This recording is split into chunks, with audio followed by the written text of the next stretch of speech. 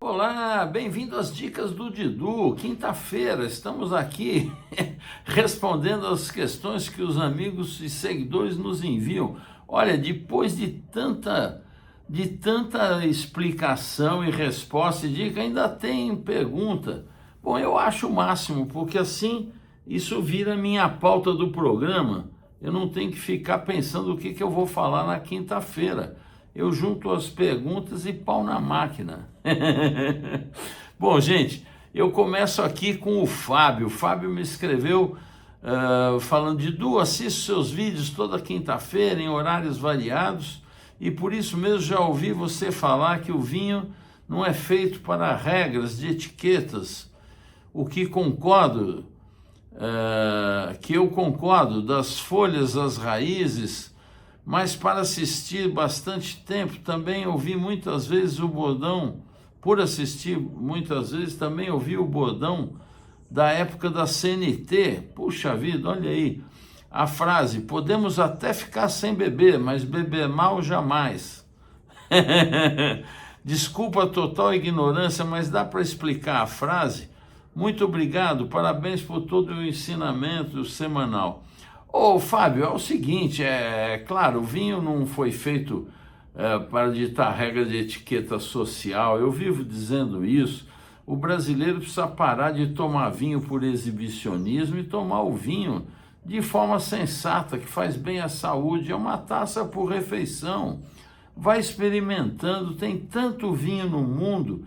Olha, a minha maior angústia nesse mundo, eu vou dizer para vocês, nesse mundo do vinho, é que eu vou morrer sem tomar 5% do que existe. Ninguém sabe essa conta direito, mas são muitas vinícolas, ninguém tem o número certo. Então não dá, é muito vinho e a gente repetir um vinho é quase que criminoso, apesar de que às vezes a gente não resiste. Um vinho gostoso você quer repetir.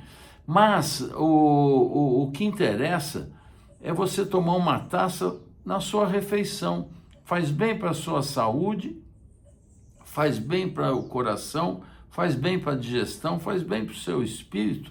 Nada de remédio para dormir. Uma tacinha à noite na sua refeição, outra tacinha no almoço para trabalhar.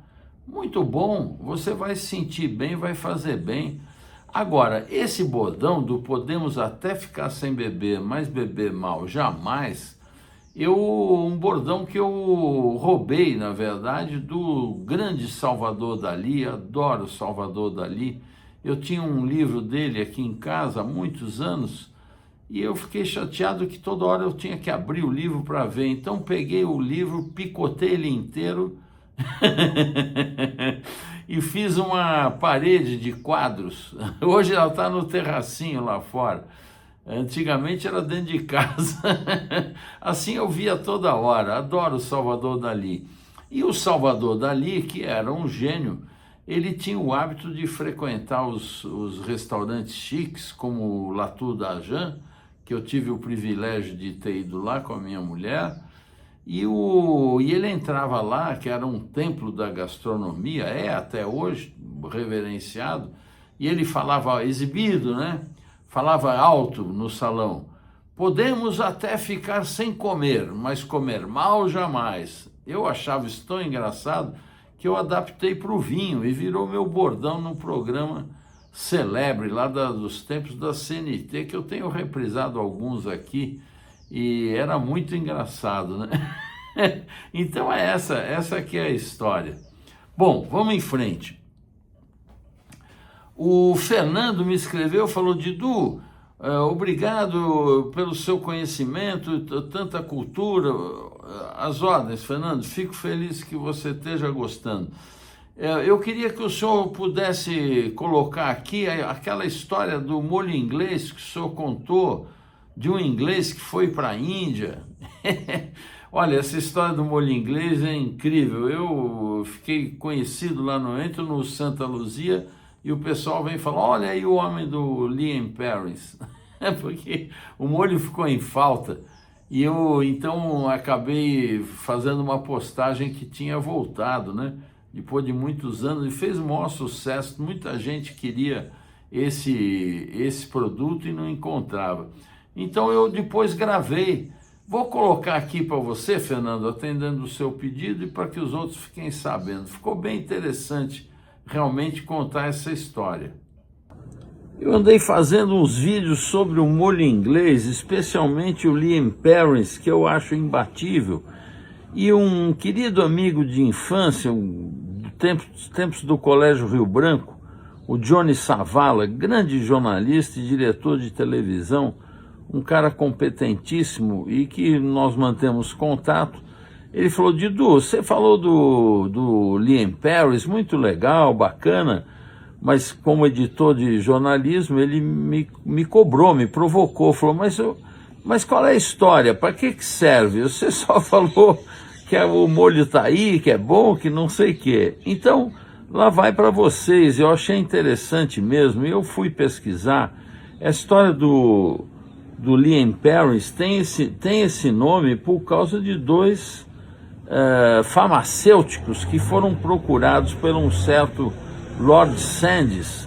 Esse Lord Sandys, lá nos anos 1800, século XIX, foi para uma missão inglesa lá nas Índias, e especialmente na região de Bengala, onde ele provou um molho que ele ficou fascinado. Então, quando ele voltou para sua cidade de Worcester, na Inglaterra, ele procurou dois amigos farmacêuticos, um que chamava-se William Henry Perrins e outro que se chamava John Wiley Lea, por isso Lea & Perrins. Bom, esses dois, depois de muita sugestão de sabores que o Lord Sandys dava, eles criaram lá um molho que tinha um monte de coisas, um monte. Ia cebola, ia tâmara, ia lychee, ia... Nossa, 200. Até hoje é um segredo essa receita. Todo mundo quer fazer igual e não consegue. Bom, acontece que o molho ficou uma droga. Esse Lord Sandys achou muito ruim, reprovou, não gostou. Bom, eles tinham algumas barricas lá no seu laboratório, deixaram lá, ficou lá num subsolo, num porão por alguns meses, e acontece que a coisa fermentou, e um belo dia os dois farmacêuticos foram lá provar e estava uma maravilha, o molho muito rico em umami. Umami, vocês sabem, é esse quinto sabor que chamam, essa coisa que tem do glutamato monossódico, que mistura um ácido doce salgado, cuja a grande propriedade é realçar sabores. Portanto, o molho inglês é usado para realçar sabores. Ele vai em receitas, vai em molhos complexos e em drinks para dar toques especiais, porque com essa mistura toda você coloca aquilo e dá um toque fundamental de tempero, não é verdade? Bom, o que os dois farmacêuticos resolveram fazer? Juntaram seus nomes, Lea & Perrins, e lançaram um molho no mercado que virou esse sucesso. E ele é conhecido como Worcestershire. Worcester é o nome do lugar, Shire é o condado, né? O condado de Worcester seria Worcestershire, que curiosamente os ingleses falam Worcestershire, ou apenas Worcester. Os americanos em Nova York, você vai comprar um molho, se refere apenas a Worcester, como falou meu amigo Joseph Michalski. Então tá aí, o Johnny, tá respondido. Está aqui o Lea & Perrins, a história do Lord Sandys, a história do William Henry Perrins e o John Wiley Lea, tá certo? Bom pra caramba. Eu uso de manhã com 2 ovos quentes, 2 gotinhas apenas para dar um toque com um pouquinho de sal. Não é legal? O conhecimento, gente, é uma coisa maravilhosa. Ele também angustia a gente por ter boa informação, mas acontece que quando você sabe a coisa é muito mais gratificante, não é verdade? Bom, o Rafa me escreve falando: grande Didu, nos últimos tempos tenho provado mais vinhos nacionais e tenho gostado bastante. Algum deles você até já sugeriu aqui. Em que momento os vinhos nacionais começaram a ter mais qualidade? Ou sempre tiveram e o público que não enxergava tanto? Abraço. Fernando, eu acho que o momento atual é um momento especial do vinho brasileiro.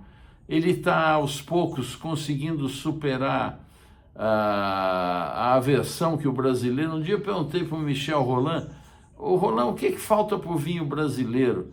E ele respondeu de pronto: Didu, falta que os brasileiros gostem do vinho brasileiro, porque a gente tem mania de valorizar mais o que é de fora. Não sei, essa doença aí de vira-lata que chamam, mas durante muito tempo nós sempre tivemos vinhos bons aqui ou ali, tá certo? No passado eram vinhos brancos, muito gostosos, e lá em 83, me lembro bem, o meu amigo Celso Nutti era o editor do Guia Quatro Rodas, e foi feito o primeiro concurso brasileiro de vinho, uma degustação às cegas com vinhos comprados no mercado. A editora Abril, na época, o seu Vitor era durão com esse negócio, tinha nada do pessoal mandar vinho, não. Ele dava a grana e ia comprar os vinhos no mercado, e o Celcinho comprou vários vinhos que tinham no mercado, e ele foi eleito o melhor, um Nebbiolo de Viamão, da adega medieval do Oscar Guglielmone. Nossa, eu vou dizer para você, pude provar esse vinho na época, e depois durante anos, e aí desapareceu.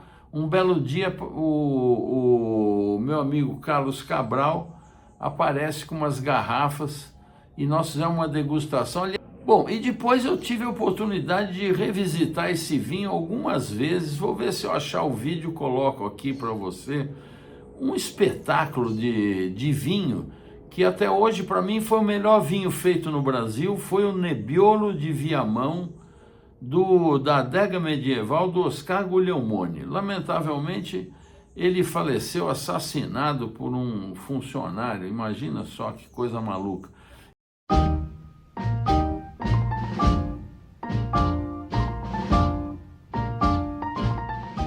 Celso, obrigado aí pelos vinhos.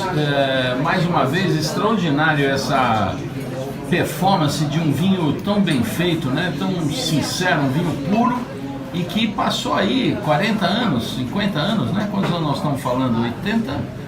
São 36 anos. 36 anos, não é? Mais de 40. Mais de 40, e com uma performance extraordinária de vinho europeu, uma coisa... Me fala um pouquinho desses vinhos e do Guglielmone. Você que foi o responsável pela medalha de primeiro lugar da avaliação de vinho comprado na gôndola, né? Verdade.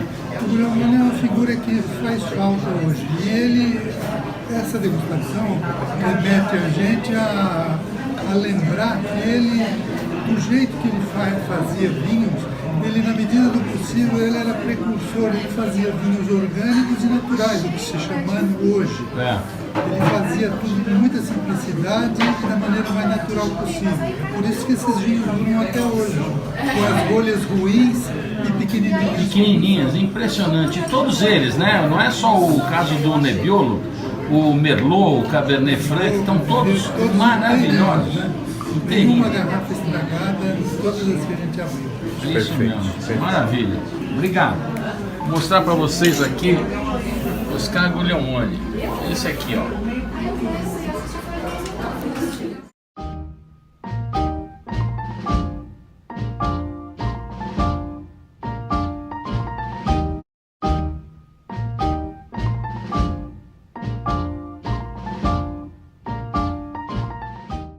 Cabral, você também que trouxe garrafas aí mais uma vez, né? A segunda vez que nós temos aqui garrafas. A minha adega tem sexo.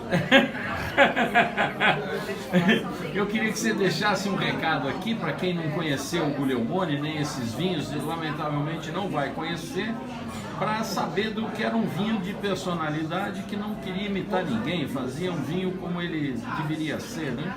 Bom, o Sr. Oscar, como todo gênio, tem um lado de louco e um lado de gente séria, exatamente nos 50% para cada lado. No caso do Sr. Oscar, eu acho que ele tinha 51% de louco e 49% de gênio. Por quê? Ele conseguia fazer vinhos varietais que ninguém apostava, numa região que ninguém dava atenção, porque ele fazia esses vinhos em Viamão. Viamão é a grande Porto Alegre, não é a tradicional Serra Gaúcha.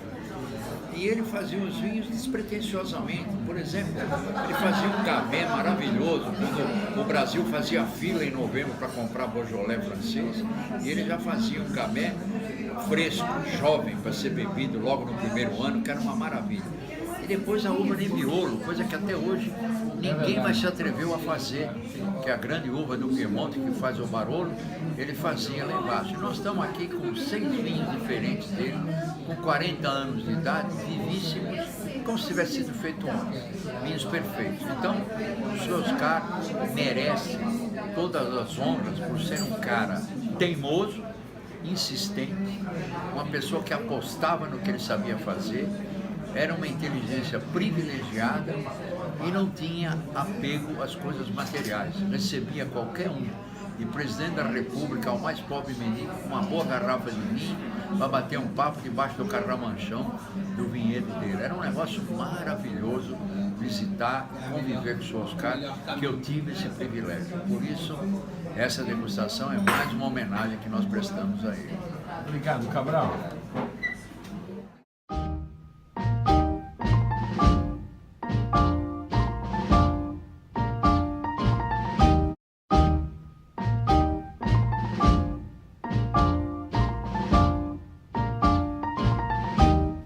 Palhari, você mais uma vez curtindo aqui esses vinhos excepcionais que o Brasil já soube fazer num momento e agora começa a pintar alguns produtores que tentam resgatar esse estilo, né? Me fala qual foi a tua impressão e que recado você deixaria aqui a respeito do trabalho do Oscar Guglielmone. Bom, primeiro, essa experiência de degustar vinhos de 30 a 32 anos aí é fantástica. Fantástica não pelo fato de degustar vinho velho, mas vinho ainda com personalidade, com vocação gastronômica, mostrando que muito antes de defenderem que o vinho brasileiro começou na década de 2000, ele já era bem feito na década de 80. É um caso isolado, mas mostra que a pessoa com determinação e saber, conhecendo a matéria, consegue fazer bons produtos. Excelente. Obrigado.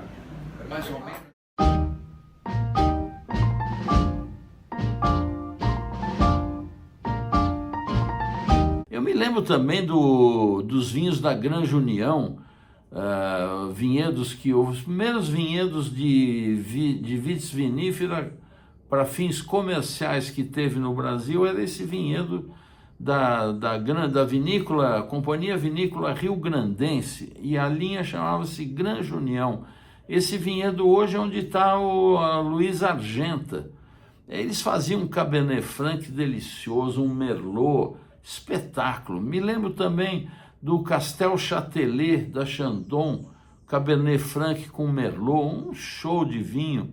O Antiquário do Juan Carral, o grande Juan Carral, da família Carral do Uruguai. Eles vieram primeiro para o Brasil, depois foram para o Uruguai, e um deles ficou por aqui, que é o Juan, e professor, um craque, e fazia o Chateau Lacave, um show de vinho. Cabernet Franc, Cabernet Sauvignon, Merlot, um bárbaro.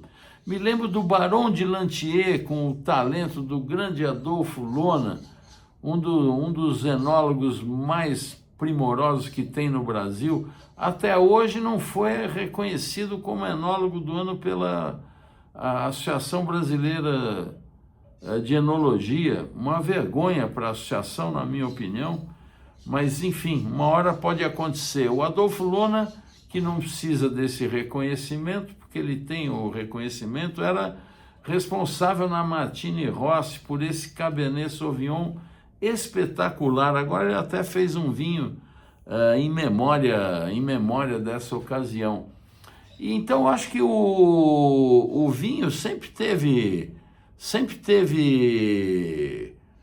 vinhos bons, o Rafa, mas a história nem sempre fez jus a eles. E a gente tinha uma quantidade enorme de vinhos insignificantes. Nisso acontece a abertura de mercado e o Brasil foi inundado de vinhos que estavam muito à nossa frente. Eu me lembro muito bem quando Otávio Piva trouxe, ainda na década de 70, aquele vinho, aquele chileno maravilhoso, Cusinho Macul. Cusinho Macul foi um show, arrebentou, porque era um vinho macio, tinha um tratamento de barrica delicado, era um vinho muito gostoso, enquanto o nosso vinho ainda era muito rústico. Estou falando da maioria, né? Porque tinha essas exceções que eu citei para você. Então, aí o brasileiro que sempre valorizou mais o que é de fora, com essa enxurrada de vinhos, e aí entra aquela coisa fiscal. O vinho no Brasil é mais caro, lamentavelmente, é mais caro montar a vinícola, é mais caro gerir o negócio. Tudo no Brasil se paga o dobro do que nesses países vizinhos. E aí, quando o vinho chega aqui, são coisas incomparáveis, porque um vinho que está concorrendo na mesma faixa de preço com um que tem o dobro de custos que o dele para ser feito, para ser implantado e para ser vendido, porque o imposto do produtor brasileiro beira os 55%, enquanto no Uruguai, Argentina, Chile é 18%. Imagina isso, é mais que o dobro, é quase o triplo. Uma vergonha total. O nosso governo não ajuda o empresário, não entende o vinho como um complemento alimentar, entende como uma bebida comum, um pecado. Mas enfim, é o que temos. O Felipe me escreve falando de Edu, outro dia vi um influenciador de vinho dizer que boa parte dos vinhos no mercado tem muitos outros elementos na composição, não apenas uvas. É verdade. Leveduras e conservantes, mas uma série de outros, como por exemplo uma tal de goma arábica. Dentre outros. Isso procede? Procede, Felipe. A goma arábica é um dos 300 produtos enológicos que um enólogo tem à disposição hoje para corrigir tudo que foi feito de errado no vinhedo, corrigir todos os problemas que ele tem de uma uva que não tenha boa qualidade. E a goma arábica é usada para dar mais densidade ao vinho, deixa ele mais aveludado para o paladar. Enfim, hoje você pode fazer correções infindáveis com leveduras, com a termovinificação, falamos outro dia. Enfim, é muito recurso, levedura, os nutrientes de levedura, tudo isso vão transformando. Por isso que eu adoro os vinhos naturais, os vinhos biodinâmicos especialmente, que tem um vinhedo tão limpo, tão puro, que você não precisa interferir em nada nele. Você espreme, a própria levedura transforma o açúcar em álcool e o vinho está pronto, meu Deus do céu. O vinho é das coisas mais simples que existe na humanidade. Uma uva de qualidade espremida e ela faz todo o trabalho, você depois só tira a parte sólida e toma o vinho. Gente do céu, é divino isso. Então existe sim vários produtos. A Renata me escreveu e falou: "Seu Didu, outro dia abri um vinho e fiquei surpreso porque tinha uns cristais na rolha do vinho." O que é isso? Era algum defeito, algum problema? Renata, não é defeito nenhum. Aliás, o pessoal do vinho chama de diamantes do vinho, porque é lindo, né? Se você puser na luz, ele brilha. O do branco é totalmente cristalino e dos tintos é meio rosado, é lindo. E isso na verdade é o cristais de tártaro, né? Ou tecnicamente bitartarato de potássio. E normalmente ele se forma quando você tem variação de temperatura muito rápida, o processo ocorre de maneira natural.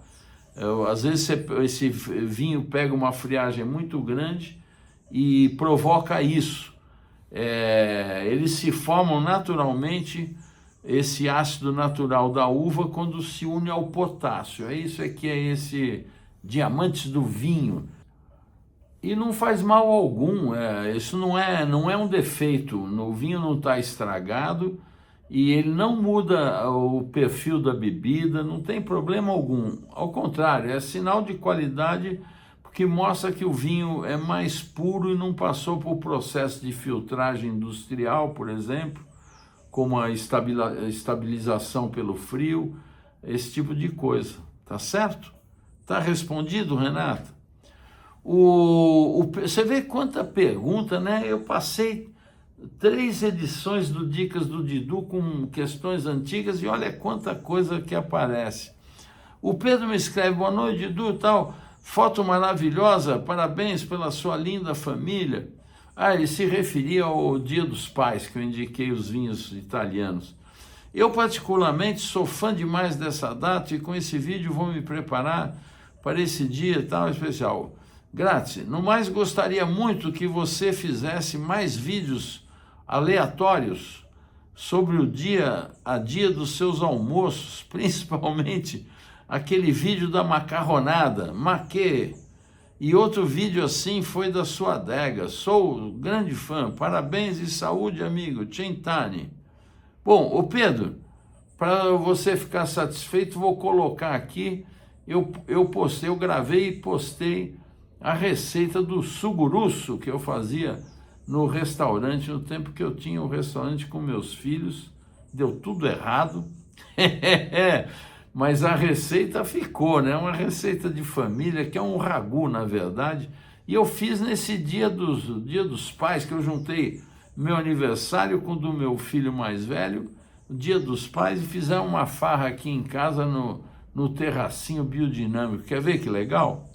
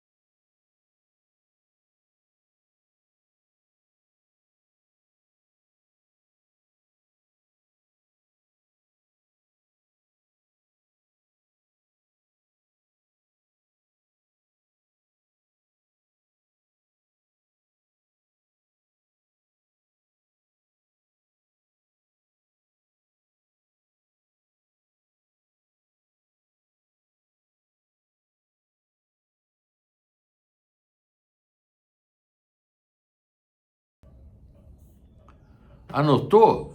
Ó, dá uma trabalheira, mas vou dizer, é um programão, viu? É um programão.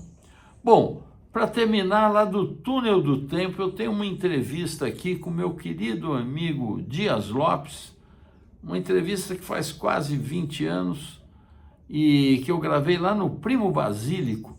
Vamos ver que legal?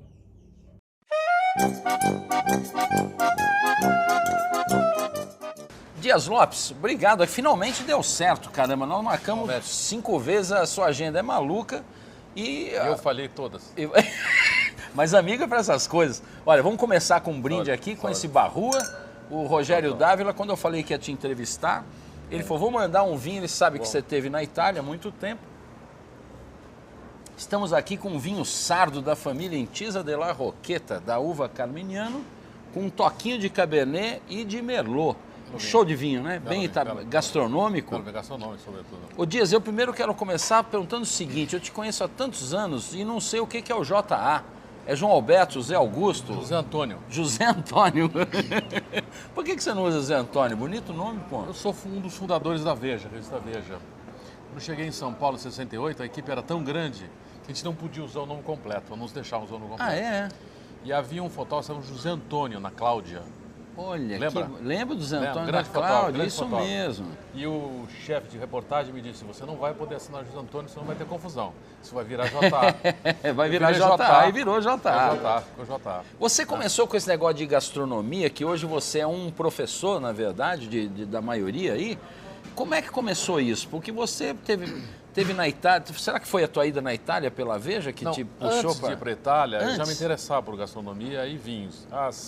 As reportagens especiais, naquela época não se fazia capa de vinho nem de comida, né? É verdade. A gastronomia ainda era considerada uma arte paralela, né? Mas as reportagens especiais da Veja sobre comida e bebida, eu que escrevia, porque eu sempre gostei de escrever e sempre gostei de bebo vinho desde criança. Eu sou um homem Gaúcho de Dom da Pedrito? fronteira, e na fronteira nós tínhamos acesso a vinhos importados, quando o Brasil não tinha esse mesmo acesso, né?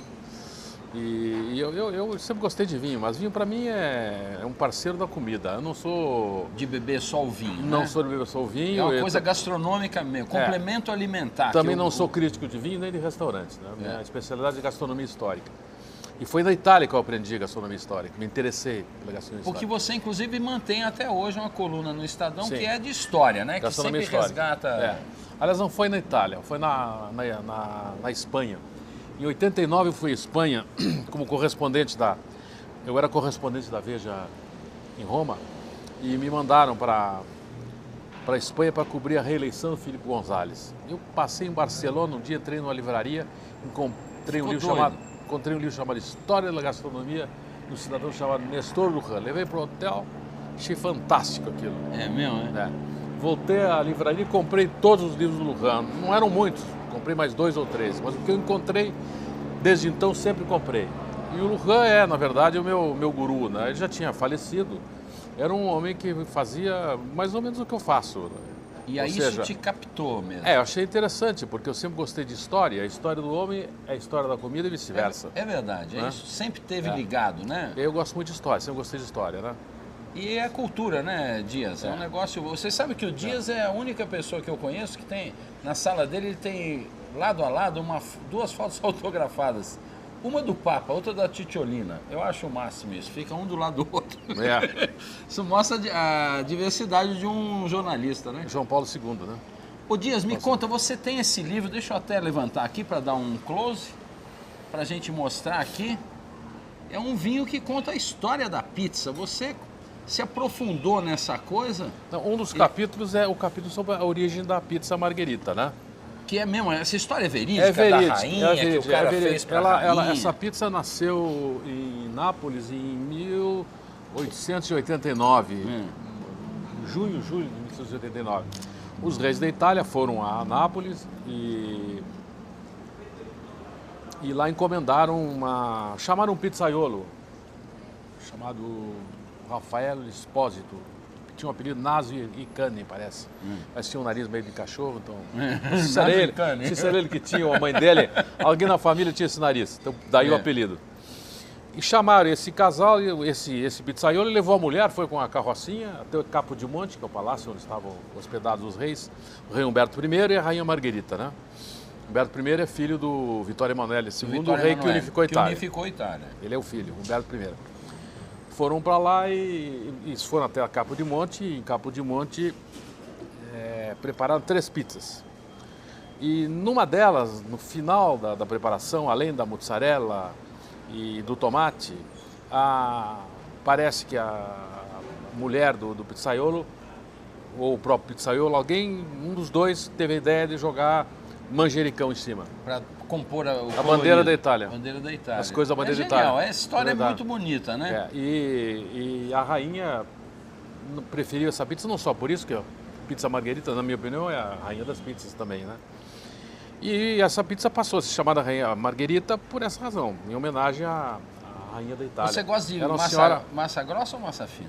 Olha, eu gosto de massa muito grossa não, mas fina não gosto. Fina você não gosta? Não, pizza. Isso é uma invenção brasileira, a massa fina? Não, na Itália tem. Tem também? Tem, eles fazem também. Mas aí tem uma coisa interessante.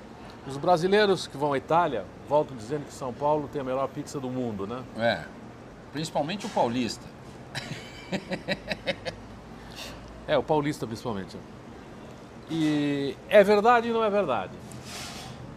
É verdade porque é a melhor pizza do mundo comparada com a pizza de Roma, com a pizza de Milão. Não há tradição de pizza, né? No norte da Itália, no centro da Itália. A pizza é do sul. E a do pizza, sul, é? Pizza napolitana. E a pizza de São Paulo é boa, é a melhor do mundo porque a pizza é napolitana. É exatamente igual a napolitana. E agora estão essas certificações todas aí. Então, isso é legal, isso daí é uma coisa... Isso acho interessante. Eu tive lá na Esperança, quando aquele rapaz veio certificar, as pizzas deles são muito pequenininhas, não só Esperança, irregulares. Não só Esperança, Abraço. Tem também certificou? Tem uma série de regulamentos. A pizza não pode ter mais que 30 centímetros de diâmetro. Isso, me chamou a atenção, isso é individual praticamente. Exatamente, mas a pizza, a massa brasileira, a massa de São Paulo realmente é comparável à de Nápoles. Ou seja, a pizza de São Paulo é a melhor do mundo, assim como a de Nápoles é a melhor do mundo. Pô, bacana isso, é um mérito para São Paulo, né? Mas ela foi trazida pelos napolitanos. Pois é, isso que eu imagino. No ano passado, não se comemorou ninguém lembrou que no ano passado completou-se o centenário da primeira pizzaria registrada com o nome de pizzaria? É mesmo? Santa Genoveva, ficava no Brás. Olha só, eu não conhecia na Rangel esse lugar. Pestana com Monsenhor Anacleto. Ali tem uma pizzaria muito antiga que é bárbara, que é a... Essa fechou.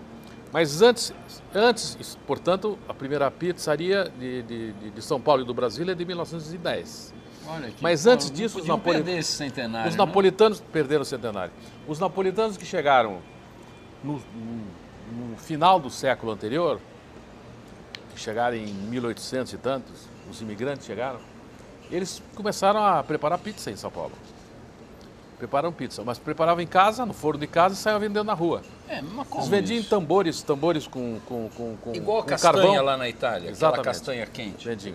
Olha, que fantástico não tinham grande autonomia de voo. Quem quisesse pizza tinha que ir até lá. Mas enfim, eles vendiam tem pizza. registro fotográfico disso, Dias? Tem registro fotográfico disso. Que bárbaro, um descendente, acho que neto desse cidadão, ele se chamava Dom Carmeniello, acho que é. Isso aí, parece. Ele tem uma pizza também uma pizzaria chamada Santa Genoveva, na Pompeia. Ele descende do... Olha, e na parede tem umas fotos, inclusive uma foto legal dele. Isso. Uma foto dele lá. Agora virou uma tradição paulistana, né? Domingo é dia de pizza, não tem acordo nossa, eu não sei tem ideia quantas pizzarias tem em São Paulo? Eu não sei, eu não tenho uma ideia. enormidade, Acho que é impossível calcular, porque tem delivery, tem várias coisas. Como é que você Agora, trabalhou para fazer esse livro, Dias? Onde é que você se debruça para levantar tanta informação? Eu tenho a maior inveja quando eu abro o Estadão no Paladar toda semana. São capítulos, cada capítulo, neste livro, cada capítulo envolve um personagem famoso da história da história. pizza. Não, da pizza não, da história do mundo. Você tem aqui você tem o Rabelais, tem todos eles, o Henrique VIII, você tem Carlos V, Ó, bárbaro. vários aqui. Maravilha. Você tem também um outro livro de A gastronomia, Canja do do Imperador. Imperador. E no final deste mês, eu vou estar lançando com o Vitor Sobral Opa, que bacana. um livro, o texto é meu, as receitas são dele. O Vitor, que vai se instalar em São Paulo brevemente, com um restaurante, uma tasca, não um restaurante, uma tasca portuguesa. Vitor Sobral, para quem não sabe, é um dos grandes chefes portugueses. Nossa, dos grandes das chefes estrelas mesmo. aí. Grande show. E ele vai se instalar em São Paulo com uma cozinha de bistrô português. Mas o Vitor, nesse livro, ele enfatiza um estilo de cozinha muito interessante a nós, porque ele chama de cozinha da lusofonia, ou seja, a Lusofonia. cozinha dos países que falam português. Ele faz uma cozinha portuguesa, a técnica é portuguesa, mas incorpora ingredientes Locais. de Interessante Angola, isso. Moçambique, Brasil, Cabo Verde, etc, etc, etc. Bacana, hein? Bela ideia, hein? Lusofonia, é. Bela ideia. Lusofonia. Bela ideia. E até o final do ano eu devo estar publicando um novo livro, mais em Portugal, com personagens ligados à história do Brasil e de Portugal. Como Princesa Isabel, o rei Dom Carlos I, aquele que foi assassinado brutalmente no começo do século passado, Infante Dom Henrique, Filipe de Lencastre, enfim, personagens que Dom Pedro I, o quarto de Portugal, né? Dom Miguel, irmão dele. Sempre com histórias ligadas à É gastronomia. uma biografia, sempre uma biografia, a biografia desses personagens e o relacionamento deles com a comida, né? Que comiam, ou eventos dos quais participaram, em que havia muita comida, etc. Ô Dias, essa coisa dos temperos, você também inclui isso nesse trabalho? Porque os temperos também têm essa origem portuguesa e depois... Tem um livro lançado recentemente em Portugal que se chama A Viagem das Plantas. Bom, antes, parênteses, tem um milionário português que resolveu doar duas oliveiras com mais de 1000 anos de idade, cada uma. Beleza. A oliveira, sabe que a oliveira vive... É eterno quase, né? Sim, há oliveiras que, segundo se diz, são contemporâneas de Cristo, né? Pois é. Não é isso, né? Dizem E isso. é uma árvore com capacidade de recuperação, de regeneração, né? Impressionante, né? Às vezes você acha que ela morre E ela está viva. ela vive, né? Por isso o cristianismo, o catolicismo usa a oliveira como símbolo da ressurreição, né? Porque ela ressurge. Inclusive para benzer, né? Para benzer, que é fruto da É uma árvore que ressurge sempre. É uma árvore fantástica. Pois bem, essas duas oliveiras com aproximadamente 1000 anos cada uma, ele quis doar ao Jardim Botânico do Rio de Janeiro. Não conseguiu.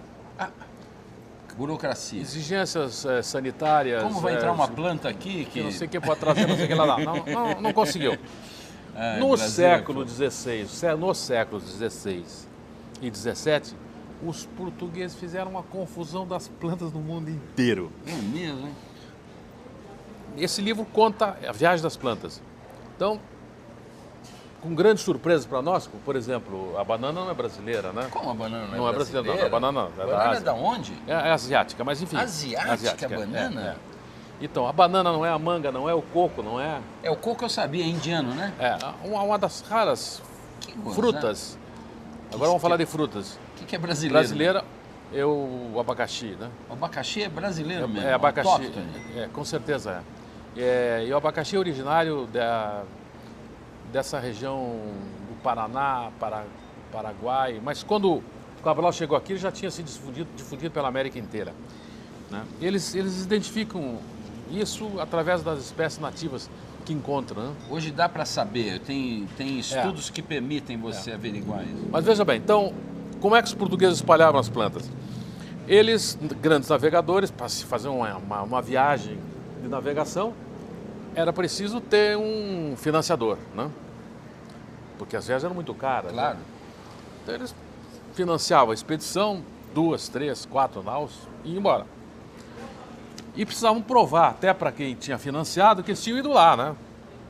Então eles levavam um escrivão e traziam amostras de plantas que encontravam, sobretudo frutas, Um né, registro, desses lugares.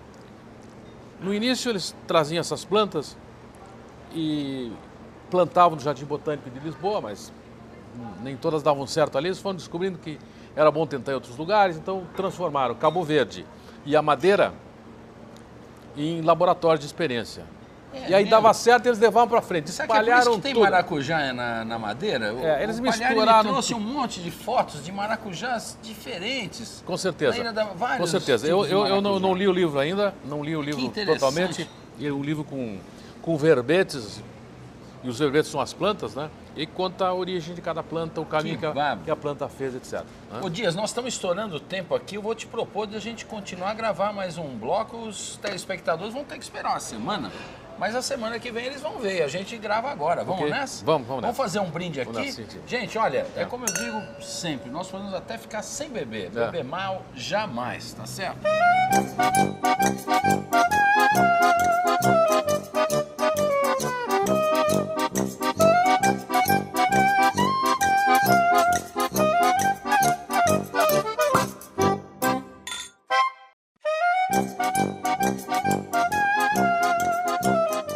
Ô Dias, então continuando aqui essa história, você me falou aí no intervalo desse Dom Carminiano que tinha umas Carminiello. coisas... Carmeliano, né? Carminiello. Carmeniello. É. Quais são essas... O que você Ele é o descobriu apelido mais dele. desse cidadão aí, desse personagem? Ele era um sujeito, uma pessoa de muito prestígio entre os napolitanos, porque ele era generosíssimo. Ele acolhia os imigrantes que estavam em necessidade, que mesmo, não hein? tinham casa, perdiam carro, tinham que Pessoa comer. boa. A casa dele, ele acolhendo todo mundo. E era um homem que tinha voz de tenor, cantava, ela cantava, e uma das músicas que mais cantavam, mais pedidas, era Mare Chiari, que era um sucesso na época, né? Olha só. Um grande sucesso na época. Ele tinha 8 filhos. Parece que ele veio para o Brasil porque andou se relacionando com a senhora casada e o marido o ameaçou de morte. Ele foi para embora, correndo. Ele veio embora e no navio conheceu Dona Anunciata, que era a esposa dele. Com ela teve 8 filhos. Mas ele seguiu um homem muito romântico e muito namorador. E o casal tinha crises seríssimas, mas já naquela época tudo terminava em pizza. Aliás, essa expressão terminar em pizza, que usamos tanto, é uma expressão também paulistaníssima. Tem origem? É mesmo? É paulistaníssimo? Tem. Havia um jornalista chamado Milton Peruzzi, você conheceu o Peruzzi na Não. TV Gazeta? É o jornalista esportivo. Eu lembro do nome, mas não... Sim, era um sujeito conhecidíssimo em São Paulo. O Peruzzi, ele estava cobrindo uma crise para a TV Gazeta, uma crise no Palmeiras. E a crise estava séria, o pessoal estava brigando, e briga feia. E foram brigando e chegou a noite e lá pelas tantas alguém propôs, vamos comer uma pizza, tinha uma pizzaria vizinha ali, chamava Pizzaria Genovese. E foram lá e comeram a pizza e lá se acertaram. Olha só, E terminou ele, em pizza. no dia seguinte ele colocou, crise no Palmeiras termina em pizza. Termina em pizza. E pegou. Pegou. Olha, que fantástico Essa é isso, a hein? origem da expressão. Como é que você acha Eu escrevi essas sobre coisas, isso, eu Dias? escrevi sobre isso no Veja Como São as Coisas. Eu escrevi sobre uma crônica sobre isso no Estadão e o filho do Peruzzi me ligou passando mais informações Olha que que eu estou bacana. acrescentando, porque eu vou escrever um capítulo Especial sobre isso. especial sobre isso para um livro que o Senac vai editar sobre um livro sobre pizza, sobre... Que legal, hein? Como é que você levanta essas coisas? Quando você teve a ideia dessa expressão ir atrás, como é que você chega nessa origem? Há várias, eu tenho várias fontes, uma delas são os leitores, né? Eu recebo, você não faz ideia o que me sugerem, né? É mesmo? Sugere muito. Bacana isso. É. Ô Dias, e lá, me conta um pouquinho lá do Sul. Eu sei que eu tenho carinho por Uruguai, você gosta muito de Uruguai também? Gosto muito do Uruguai. Você vai estar indo muito no Bingo Funfum? Não. Continua indo? Não. Não vai mais? Não. Eu gosto muito do Uruguai porque eu sou descendo de minha avó que me criou, era no Uruguai, em Taquarembó, né? Minha avó é uruguaia. E eu aprendi A cidade do Pô, Gardel. tive lá com o Luiz Otto e te trouxemos um busto de presente do Gardel. Do Gardel, né? E eu quebrei um gramofone lá no museu, você soube, não? Não soube. Pus pra tocar pro Luiz. Não, Luiz, vamos ouvir. Botei um tango lá, de repente, plá, quebrou um negócio. Nós saímos correndo. A minha avó contava que conheceu a mãe do Gardel. A minha avó contava que conheceu a mãe do Gardel. É mesmo? Eu, como era muito criança, eu tinha 11 anos quando ela faleceu, eu não lembro bem da história, mas alguma coisa eu lembro. E até já prestei um depoimento para um jornal uruguaio com grande repercussão, porque o Gardel é disputado... É uma briga, né? Entre a Argentina e o Uruguai e a França também. Tem gente que diz que ele é francês. Bom, a história do Gardel é o seguinte. Eu acho que o Gardel é culturalmente um portenho. Foi criado em Buenos Aires, né? Ali é que ele se familiarizou com o tango. Né? Ali, tá. Mas ele pode ter nascido em Taquarembó. A minha avó contava que ele era filho de um fazendeiro e a mãe dele é uma moça muito pobre, tinha uns 13 anos, o fazendeiro já era um homem com alguma idade. E a menina tinha 13 anos quando ficou grávida desse fazendeiro, né? E que abandonou a própria sorte. E quando o Gardel nasceu, isso dito pela minha avó, né? Ela entregou para uma ama? Não, uma prostituta, uma senhora, uma senhora que trabalhava para fora. Então e a senhora era uma francesa, acho que era sobrenome Gardes. E a certa altura resolveu voltar para a França. E em Marsella, ela conheceu um argentino. E esse argentino a convenceu a voltar para a Argentina. Mas lá o Gardel foi registrado. Essa Gardel é a foi registrado, confusão, ela registrou o Gardel lá em Marsella. Eu acho que o Gardel é um portenho, né? Um portenho por formação, né? Como cantor. Qual o seu tango predileto? El Dia Que Me Queiras. Dia Que Me Queiras, é lindo, né? Eu adoro o Cuesta Barro. Cuesta Barro também. Nossa, Velha Comparsita. Comparsita, que bárbaro, não? É. Eu gosto muito do Uruguai e acho o vinho pouco reconhecido, muito culpa deles, falo para todos os meus amigos bodegueiros. Eles não têm força de marketing. Tinham que promover mais. Mas as pessoas que avaliam, na minha opinião, não dão o devido respeito à diversidade de terroir que eles têm, o caráter que eles têm, que é uma coisa única, eu acho. Estão fazendo bons brancos agora. Ótimos brancos, ótimos. Um dia eu provei um albarinho do Bolsa. Do Bolsa, é excepcional. Fenomenal. Ô Dias, esse negócio de enogastronomia não tem muito produto no mesmo segmento? Qual a sua opinião? Você quer? Como produto? Produto editorial. Tem. É muita coisa. É como a Casa do Pão de Queijo, né? Como assim uma casa do pão de queijo? É como a casa do pão de queijo? Multiplicaram-se tantas que chegou um momento que começaram a fechar, né? Não dá. Você acha que vai acabar reduzindo esse mercado? Porque tem uma disputa de publicidade, sobretudo. O leitor compra todas as revistas. É isso que eu acho. Eu acho que acaba tendo uma sobreposição. Tem uma base de leitores que compra todas as revistas. O que sai, compra.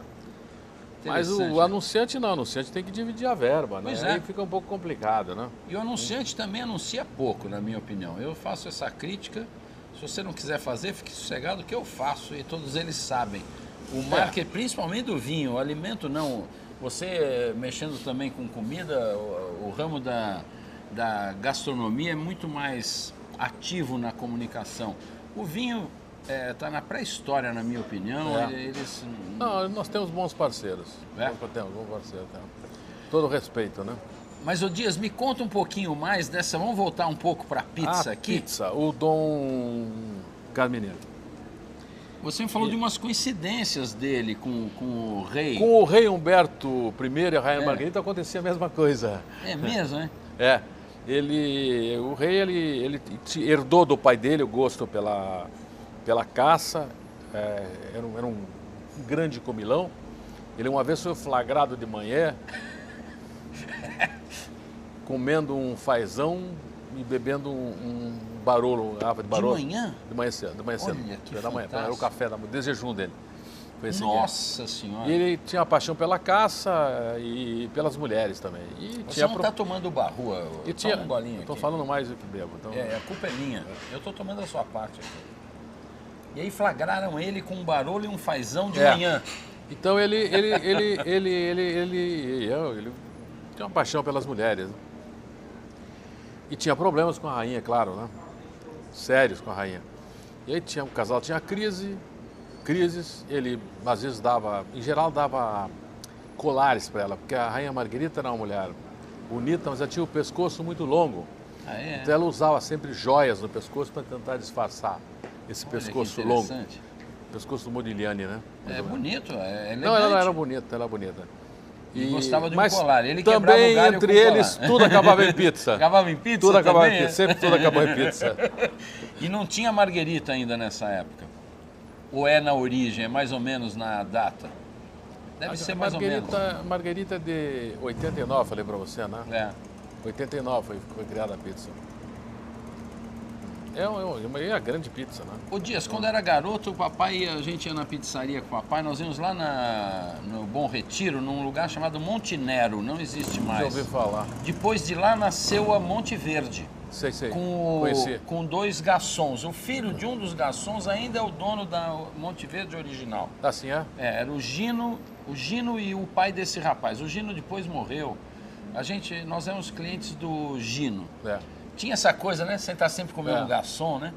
E naquela época, a pizza era mezzo a mezzo. Você não precisava dizer o que era. Mezzo a mezzo era meia mussarela e meia alite, que não tinha mussarela, era o molho de tomate com filés de alite. Isso é uma coisa paulistana ou é uma coisa napolitana? Não é napolitana. É napolitana? É napolitana. Lá também tem esse mezzo a mezzo? Tem. Existe sim, é napolitana. Nápoles tem... A pizza é uma instituição napolitana. Nápoles, né? E o espaguete também. Espaguete também é considerado napolitano? O espaguete é Hoje o espaguete é internacional, mas Nápoles tem uma devoção, apreço pelo espaguete fora do comum. Eles comiam com a mão, né? É mesmo, é? Eles comiam com a mão. Pega um garfo, onde é que tem um garfo? Aqui, um garfo. Os garfos até 1800 e tanto, eles tinham só 3 dentes. Só tinham 3 dentes? Eles nasceram com o garfo, derivou do espeto. Espetava, né? Derivou do espeto. E para você usá-lo, eles criaram mais um dente. Mas mais um dente teve problemas com a igreja, né? Porque o tridente. Tridente do diabo, não podia. É, nominável, o nome dele não fala. Então, você não fala? Não. Parece o Otávio Piva? Não. Mas tô brincando, fazem pra ser brincadeira. E Nápoles ganhou esse último dente. Ah, foi Nápoles porque que pôs lá o quarto dente? os Bourbons dominavam Nápoles, reinavam em Nápoles, se recusava a comer com a mão. Eles comiam. E ainda hoje em Nápoles muita gente come a pizza com a mão, sabe? É mesmo, é? Espaguete não. Eu li que foi a Catarina de Médici que levou o garfo para a França, é verdade isso? Mas levou o garfo com 3 dentes, né? Não levou o garfo levou com de 4 3 dentes. dentes. Levou para a França quando casou com o rei Henrique II. Ela levou muita coisa para lá, né? Ela levou. Mas eu acho que a grande inovação da Catarina foi fazer com que as mulheres sentassem à mesa com os homens, né? Porque até então não sentavam. Não é sentavam. mesmo? E a Catarina França, conseguiu? Ela exigiu. A Catarina viveu mais que as outras pessoas, né? Eu vi lá no túmulo dela, ela viveu, sei lá, 70 e poucos anos, quando as pessoas viviam 40. Mas teve uma vida complicada, viu? Ela é uma mulher lindíssima. A Catarina de Médici? Era uma mulher lindíssima. Eles todos, a família toda, não é que fossem bonitos, não, eram muito bem educados também, né? Ela era bonita e muito bem educada com toda a família. Ô Dias, me tira uma dúvida. Em casa o papai não me deixava enrolar o espaguete com o apoio da colher, que ele dizia que isso era grosseiro. É de criança. E a gente era obrigado... Não, mas a criança, os napolitanos dizem que deixam as crianças, ensinam as crianças, e que é criança que faz isso. Para aprender a enrolar, né? Tá. Para aprender a enrolar, mas não se deve usar colher para enrolar. Agora, aqui em São Paulo acabou virando uma coisa chique, né? Hoje os restaurantes italianos oferecem a colher. Eu estava num restaurante de São Paulo e numa mesa ao lado almoçava um grande produtor do norte de vinho de Barolo do norte da Itália. E eu almoçava com 2 napolitanos. E esse Produtor? pegou a colher para enrolar o espaguete. E os napolitanos napolitanos se tiraram divertiram. sarro. Aí, esse aí, piemontese. querendo falar da gente. Que maravilha isso. Que bárbaro, que bárbaro. Você é barolista? Eu sou barolista. Eu gosto muito de barolo. Adoro barolo.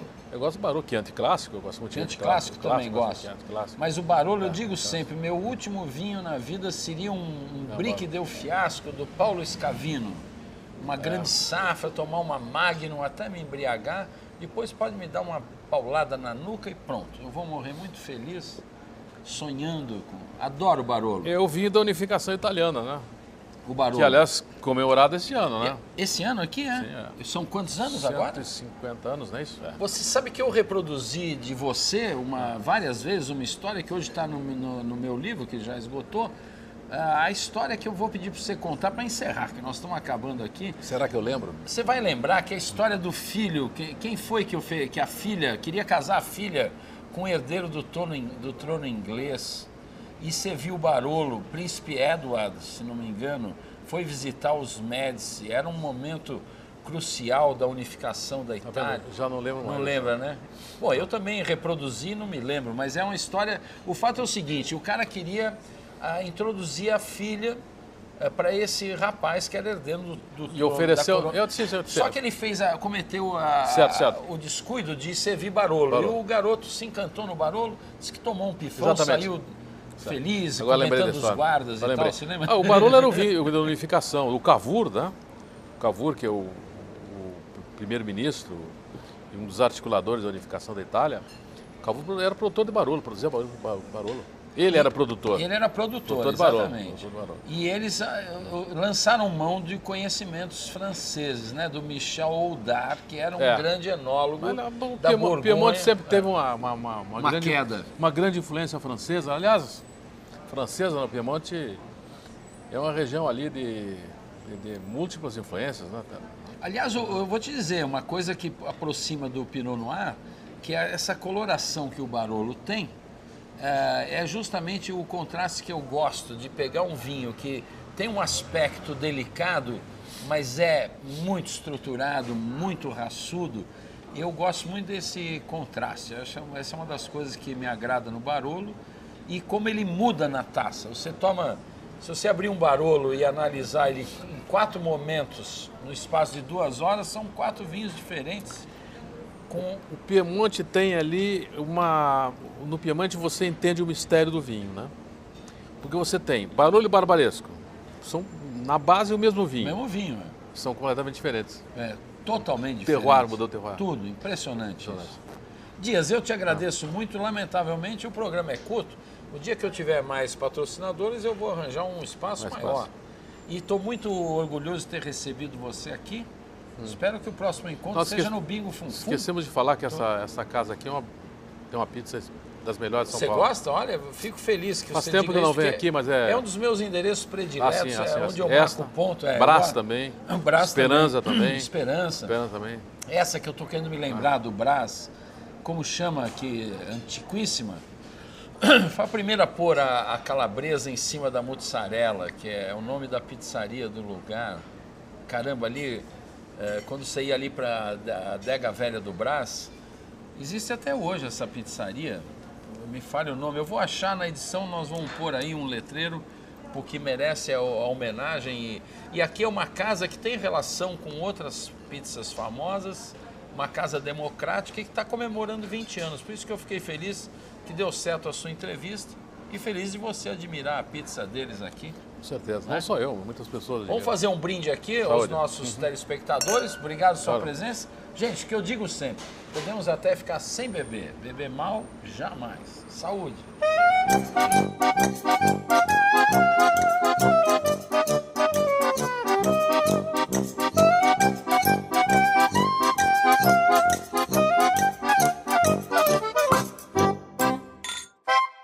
Gostaram? Nossa, o Dias publicou cerca de 40 livros, é uma coisa fenomenal o trabalho que esse cara fez, que na minha opinião, um dos maiores editores de gastronomia que o Brasil já viu. Bom, o que eu tinha para vocês hoje era isso. Espero que você tenha gostado. Semana que vem eu estou de volta. Beba com moderação, gente. É o que eu falei no início. Tome uma taça por refeição. Vai fazer bem para a sua digestão, para o seu coração, para o seu espírito. Saúde!